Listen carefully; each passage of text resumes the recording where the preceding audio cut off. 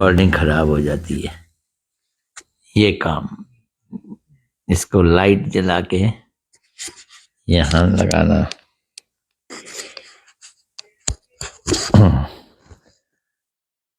इसलिए मैं इंतज़ार करता हूँ कि श्रोता भी आ जाएं और बताएं रिकॉर्डिंग में आवाज़ आ रही है ना। खैर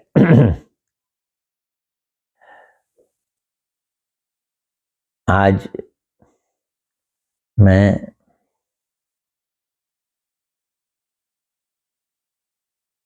मनीष जी आए हैं, मीना जी भी आ गई हैं। इसका मतलब आवाज़ सुनाई दे रही है। ठीक है, हरे कृष्णा। पहले गुरुदेव को प्रणाम कर लेते हैं। नमो विष्णुपदाय राधिकाय प्रियात्मने श्रीमद् भक्ति वेदांत नारायण गोस्वामी इति नामने श्री कृष्ण लीला कथने सुदक्षम उदारे माधुर्य गुणैश्च युक्तम वरम वरेण्यम पुरुषम महांतम नारायणम तमाम शिरसा नमामि।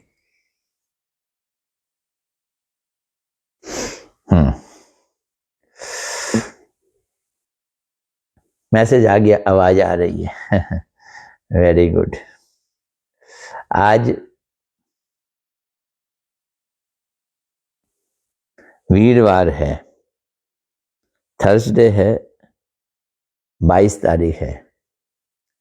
मैं कथा कर रहा हूं आप लोगों के सामने। शुक्रवार को करता हूं, पर शुक्रवार को तो अब नहीं कर सकूंगा, क्योंकि शुक्रवार को मैं मेलबर्न से पर्थ जा रहा हूं, तो ये कथा नहीं हो पाएगी। शुक्र वहां रहूंगा, शनि रहूंगा, इतवार रहूंगा, सोमवार को यहां फिर आऊंगा, और बुधवार को यानी 28 जनवरी को मैं इंडिया के लिए रवाना, भारत के लिए रवाना हो जाऊंगा। मंगलवार को 27 तारीख को शायद अगर मौका लगा, क्योंकि पैकिंग करनी है ना, सब चीज़ें पैक भी हो जाएंगी, अगर मौका लगा तो कर लूँगा रिकॉर्डिंग 27 तारीख को। फिर भारत में आके प्लान करेंगे कैसे करना है। ठीक है, तो आज शुरू करते हैं श्रील प्रभुपाद जी का उपदेशामृत। पहला उपदेश।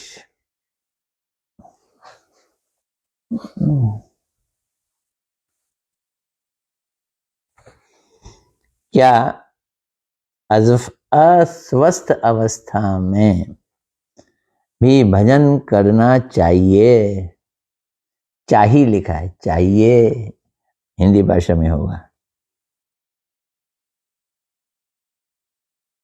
प्रभुपाद जी क्या कहते हैं?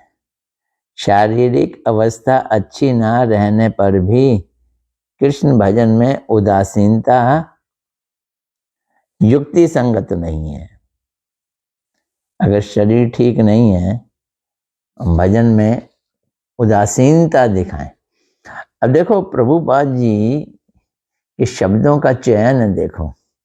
प्रश्न है कि भजन करना चाहिए क्या नहीं, और भजन के लिए उदासीनता हो जानी चाहिए कि नहीं, ये दो बातें बड़ी अलग अलग है। और तबीयत खराब है, मैं कर ही नहीं सकता, पर उदासीनता नहीं है, चाहता हूं करना, तो वो क्या कह रहे हैं? उदासीनता युक्ति संगत नहीं है, उचित नहीं है, युक्ति संगत नहीं है। कोई उस शब्द ये नहीं है उदासीनता अच्छी नहीं है ना, युक्ति संगत नहीं है। इसलिए कृष्ण भजन से विरत नहीं होऊंगा, कृष्ण भजन से विरत नहीं होऊंगा, मतलब छोड़ नहीं दूंगा। विरत नहीं होऊंगा मतलब छोड़ नहीं दूंगा। यही सोच रहा हूं, परंतु संपूर्ण रूप से असमर्थ होने पर, अब असमर्थ हूं, भजन कर नहीं सकता। भजन केवल स्मरण द्वारा ही होगा। माला नहीं पकड़ सकते, मंदिर नहीं जा सकते, दंडवत नहीं लगा सकते, कीर्तन नहीं कर सकते, तो मन में स्मरण करते हुए भजन। मन में भगवान का स्मरण करने से कौन रोकेगा? ये छोटा सा प्रश्न, छोटा सा उत्तर। दूसरा प्रश्न,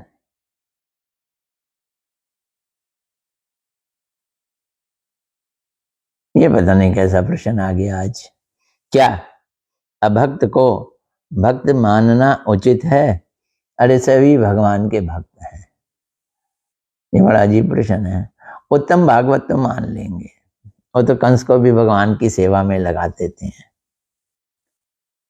पर यहाँ प्रभुपाद जी कह रहे हैं नहीं, अभक्त अभक्त है, भक्त भक्त है। श्री गुरुदेव नामाचार्य हैं, अर्थात नाम का कीर्तनकारी हैं, नाम का कीर्तन करने वाले हैं गुरुदेव।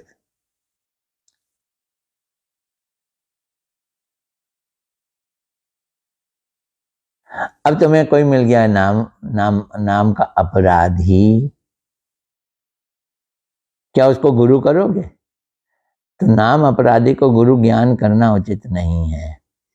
सदगुरु किसी का भी इंद्रिय तर्पण नहीं करते।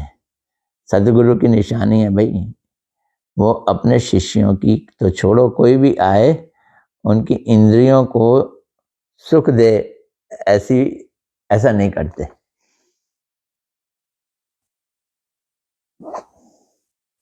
कानों को ऐसी बात बोलो जो इंद्रिय तर्पण, यानी कानों का तर्पण करे,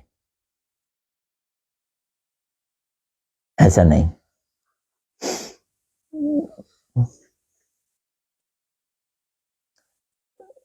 अब देखा जाता है तो गुरु करते तो हैं, हमारे लिए अच्छा सा मंदिर बनाते हैं, बड़े सुंदर ठाकुर जी बतराते हैं, हम उनका दर्शन करते हैं, फिर उनको भोग लगाते हैं, बढ़िया बढ़िया प्रसाद खिलाते हैं, रहने की सुविधा करते हैं, गेस्ट हाउस खोलते हैं, एसी गेस्ट हाउस खोलते हैं। तो कहने को तो इंद्रिय तर्पण कर रहे हैं, लेकिन पीछे उद्देश्य क्या है? उद्देश्य भक्ति कराना, भजन कराना।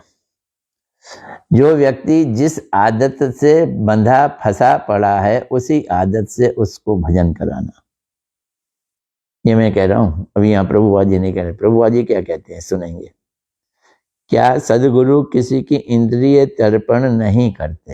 ये प्रभुपाद जी कह रहे हैं, अर्थात किसी का मन रखने वाली बात नहीं करते।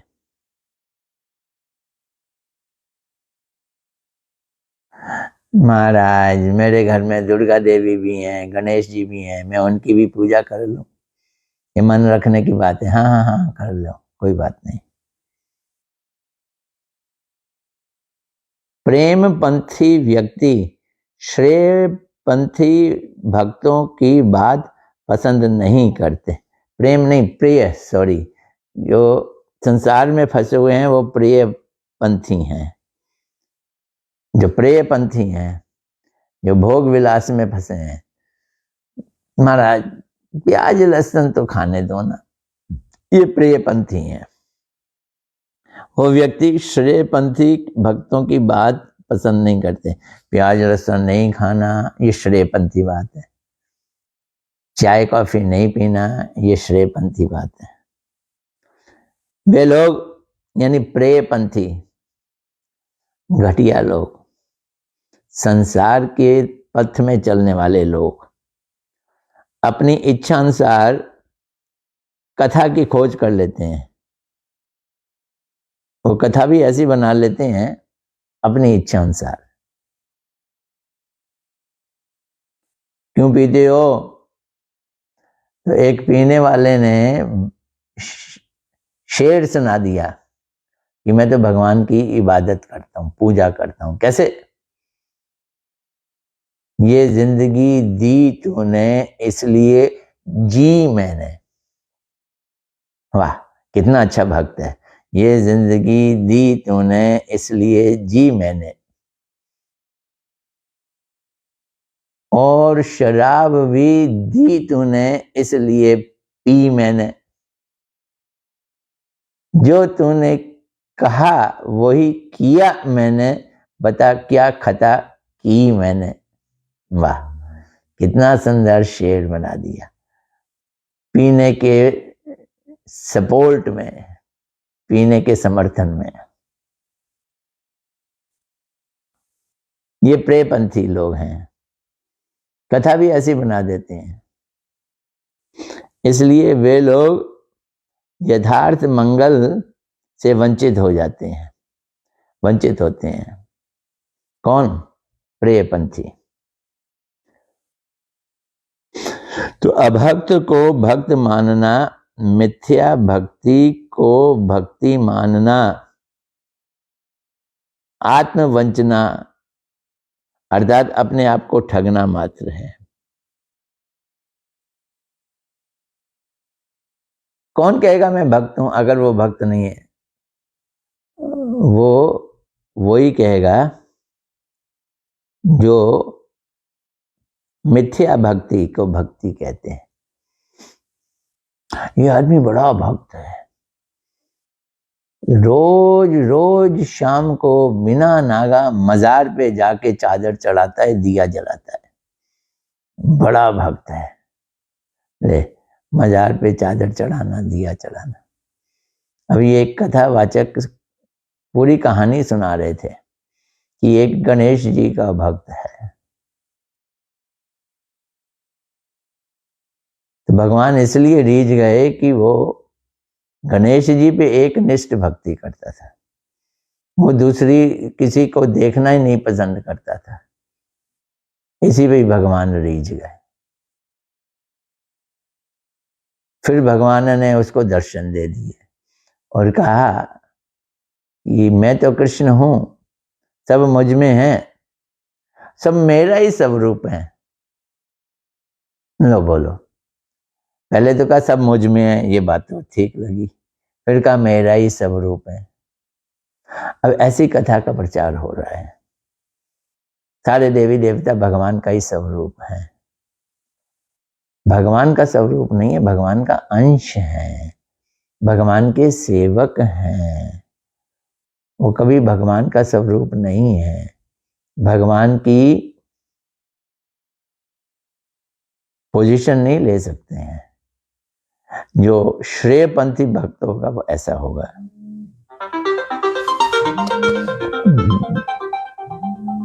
अभी फोन बज रहा है, आएगा तो बंद करूंगा।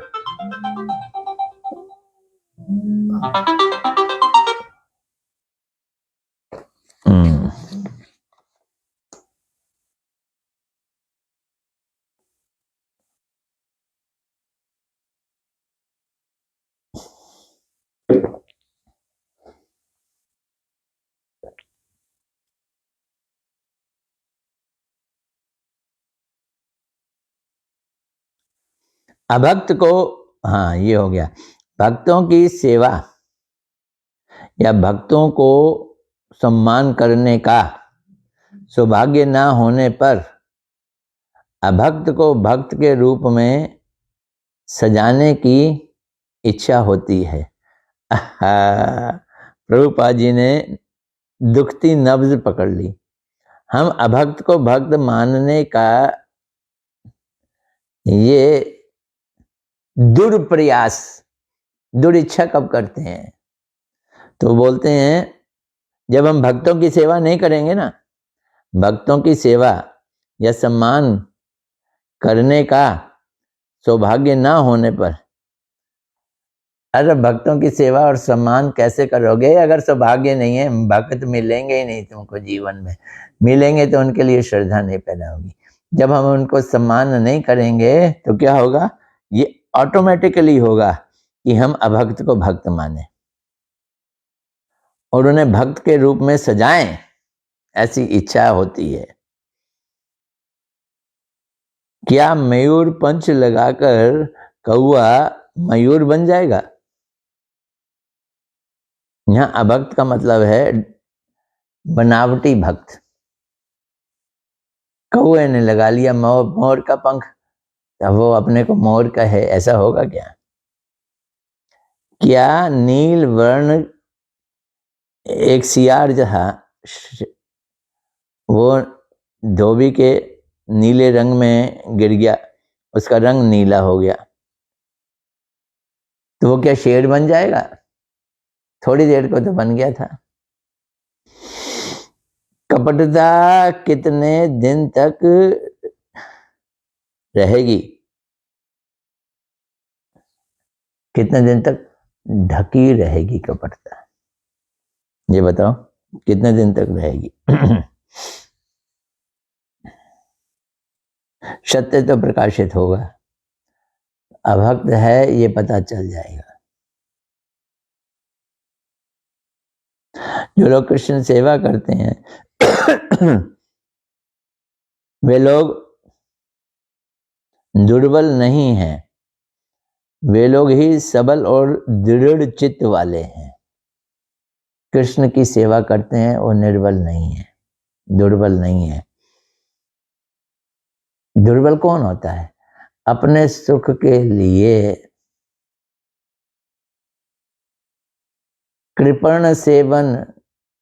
कृपण लोगों की सेवा करते हैं। और चपल सुख लव लागी रहे। चपल मैंने छोटे भौतिक सुख के लिए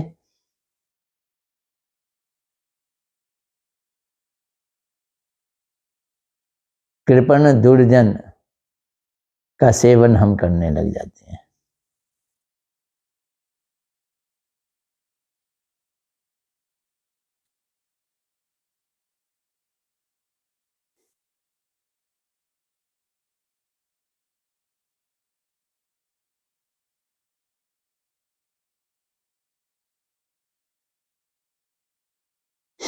कृष्ण सेवा ही बड़ी चीज है।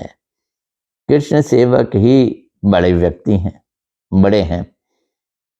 भाग्य अच्छा होने पर ये समझ आता है, हर किसी को ये बात नहीं समझ आती है। याद आ गया, विफल सेवन कृपण दुर्जन चपल सुख लव लागी रे। विफल, जीवन विफल हो जाता है उसका, जो छोटे से चपल सुख के लिए क्या करता है? दुर्जनों की सेवा करता है। विफल सेवन कृपण दुर्जन चपल सुख लव लागी रे। भजाऊ रे मन ने अब है चरणारविंद।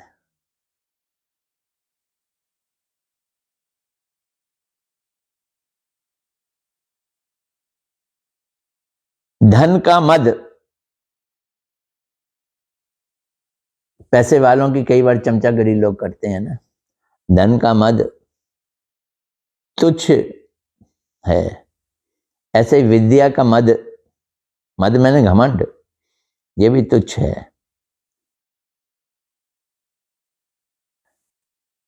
अपनी शक्ल का, रूप का मद अभिमान, ये भी खतरनाक है। ये सब बहिर्मुखता के कारण बड़ा मान लेने से, कृष्ण सेवा से एवं कृष्ण भक्त के प्रति उदासीनता में आकर विपद उत्पन्न करती हैं। ये सारी मद, क्षुद्र धन मद,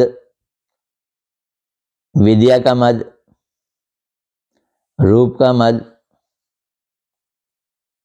इन सब को बहिर्मुखता के कारण बड़ा मान लेने से, कोई सुंदर है, हा कितने अच्छे हो तुम, कोई पैसे वाला हो, माई बाप आप जैसा कोई नहीं, इन्हें बड़ा मान लेने से कृष्ण सेवा में एवं कृष्ण भक्त के प्रति सेवा में उदासीनता आ जाती है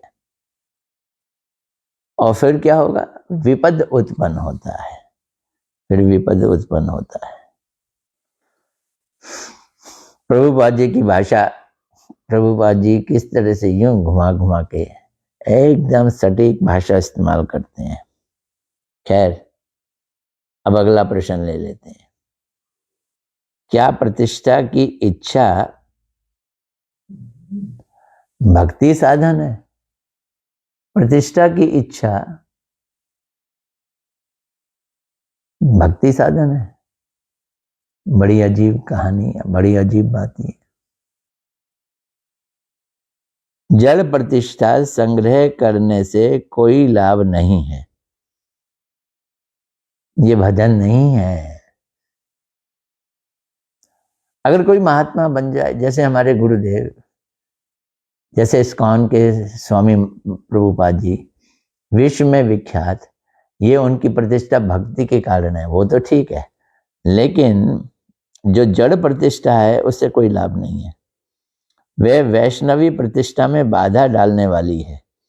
तो एक प्रतिष्ठा जड़ प्रतिष्ठा है और एक प्रतिष्ठा वैष्णवी प्रतिष्ठा है। वो वैष्णवी प्रतिष्ठा में क्या है, बाधा डालने वाली है।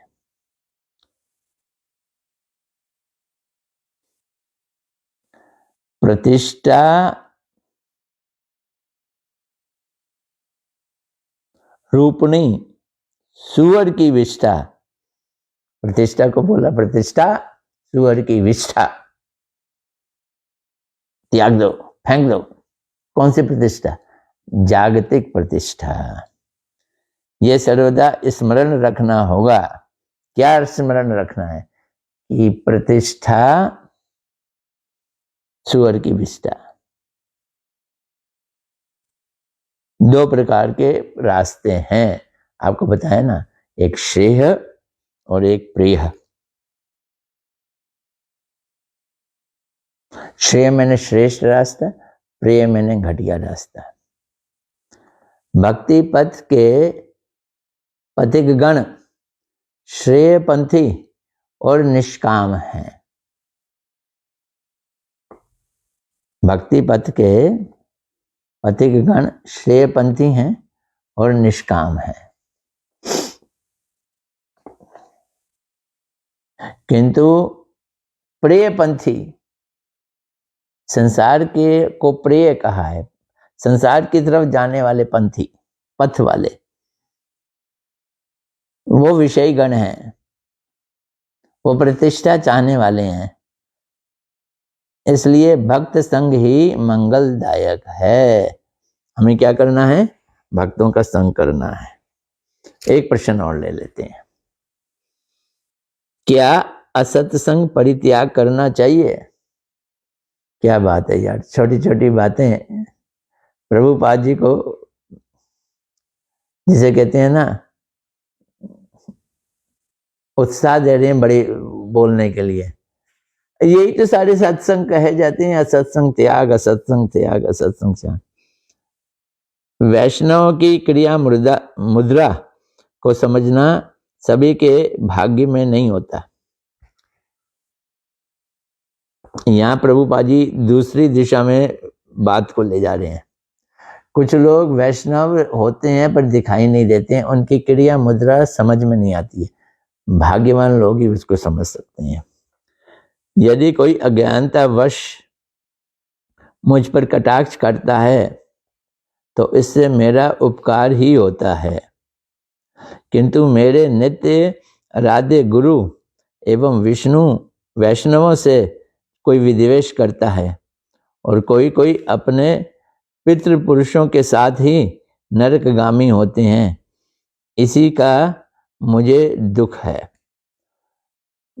तो कुछ लोग ऐसे होते हैं जो गुरुओं की निंदा करते हैं, तो वो अपने पितरों समेत नरकगामी हो जाते हैं। दुर्लभ मनुष्य जन्म पाकर अपना मंगल साधन करना ही बुद्धिमानी है, बुद्धिमान व्यक्ति का कार्य है। जो मिथ्या भक्त है, अब देखो यहाँ पे प्रभुपाद जी ने क्लियर कर दिया। क्या मतलब? भक्त बनने का ड्रामा करता है, अभिनय बोला है शब्द, उसका संग करना विपत्तिजनक है। जो लोग भोग और त्याग को स्वीकार करते हैं, भोग भुक्ति, त्याग मुक्ति, ना भुक्ति ना मुक्ति, जो भोग और त्याग को स्वीकार करते हैं वे लोग भक्ति के विपरीत पथ पर चल रहे हैं। भोग का मार्ग भी और त्याग का मार्ग भी भक्ति के विपरीत है। लगता नहीं है त्याग का मार्ग भक्ति के विपरीत कैसे हो सकता है? त्यागी लोग, सन्यासी लोग तो महान होते हैं, लेकिन भगवान के सेवक ना रहने वाले जो मात्र त्यागी हैं, उनको, उन त्यागियों को, जो मुक्ति चाहते हैं, उन त्यागियों को शास्त्र स्वीकार नहीं करते। वैष्णव शास्त्र तो बिल्कुल नहीं स्वीकार करते।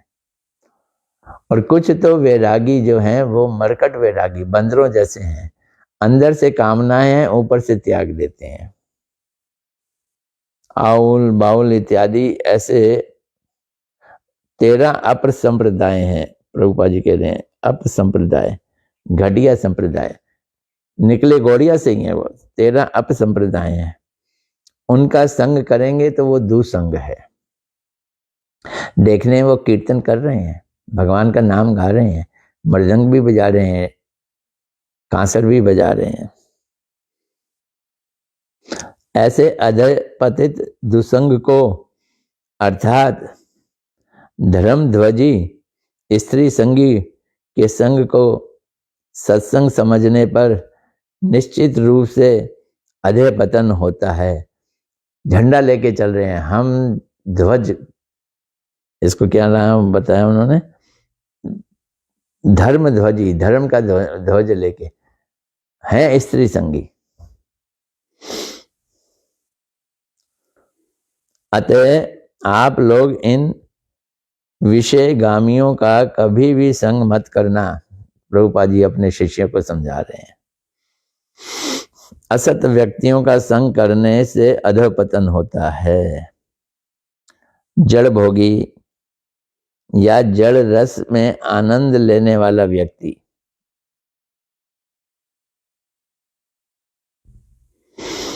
वो दीक्षित नहीं हो सकता कभी, वो अदीक्षित है और दिव्य ज्ञान से वर्जित है। दीक्षा दी मैंने दिव्य ज्ञान, क्ष मैंने जिसके पाप क्षीण हो जाएं। लेकिन जो जड़ भोग चाहता है उसके पाप क्षीण नहीं हुए अभी। वे लोग मिथ्या भक्त का या असत ही हैं। जड़ भोगी मिथ्या भक्त हैं और असत हैं। इस प्रकार असत का संग त्याग करके सत्संग करो भैया। साधु एवं शास्त्रों के उपदेशों को मिलाकर जीवन में आगे बढ़ो।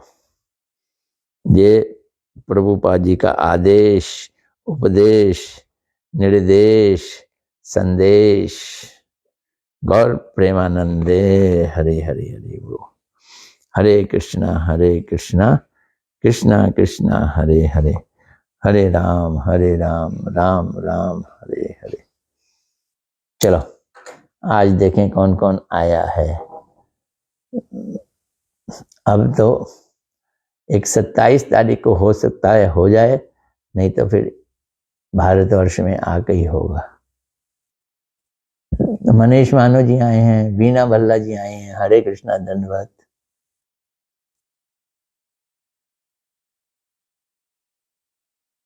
दीपा बिष्ट जी भी आई हैं, हरे कृष्णा धन्यवाद। ओ रूबी गोस्वामी जी आई हैं, हरे कृष्णा धन्यवाद।